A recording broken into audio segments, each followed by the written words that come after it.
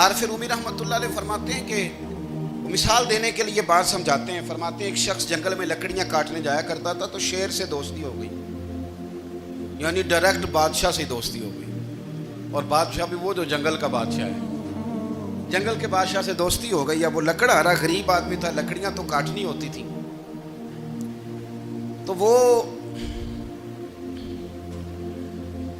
جنگل کا بادشاہ اعلان کر دیتا جانوروں کو کہ میرا دوست آیا, ایک تو کوئی تنگ نہ کرے, اور دوسرا یہ کہ سب لوگ مل کے اس کے ساتھ تعاون کریں. کبھی کوئی جانور لکڑیاں اکٹھی کراتا, کبھی کوئی اپنی پشت پہ گدھا, بیل, گھوڑا, خچر رکھ کے وہ لکڑیاں باہر چھوڑنے آتا. تو اب اس کی بڑی دھوم مچ گئی جنگل کے اندر. لکڑہارا مزدور تھا, وہ بادشاہ سے دوستی کر کے بادشاہ ہی بن گیا. وہ گھر آ کے نا بیوی کو اکثر بتاتا کہ میرا ایک دوست ہے, میں جاتا ہوں تو ساری پہلے ہی مخلوق کھڑی ہوتی ہے میرے استقبال کے لیے.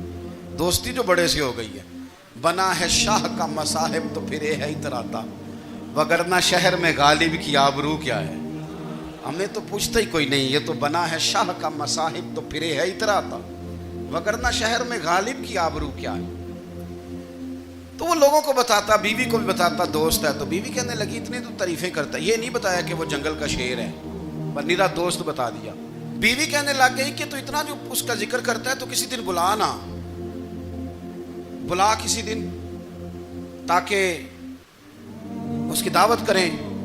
اب اس نے پھر نہ اس کو پردے میں رکھا. کیا کہتے ہیں آج کل, سرپرائز دینا ہے, مگر سرپرائز دینا ہے, پردے میں رکھا کہ وہ شیر ہے.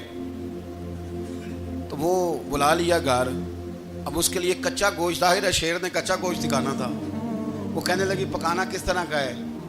وہ کہنے لگا جب وہ آئے گا پھر بتاؤں گا. اب وہ کچا گوشت 2-3 بکرے ذبح کر کے ڈال دیے. وہ آ گیا شیر.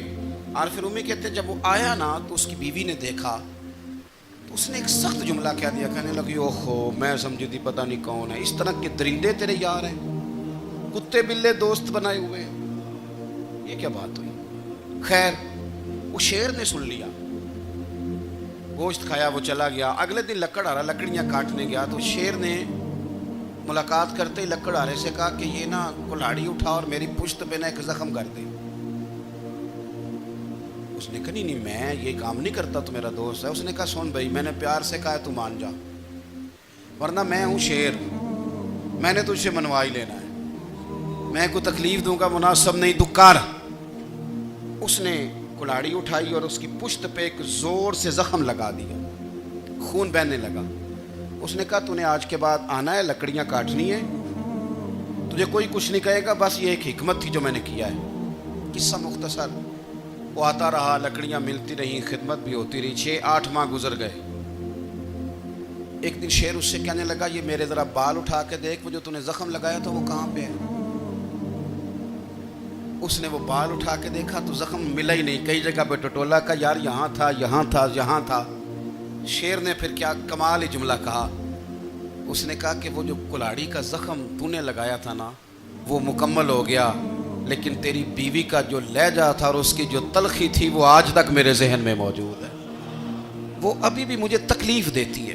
وہ بات سوچتا ہوں مجھے اس نے درندہ کہا, اس نے میرے بارے میں اتنے کچے اور کمزور اور سخت جملے کہے, تو وہ بات مجھے بھولتی, وہ آج بھی میرے ذہن میں اسی طرح گونجتی ہے.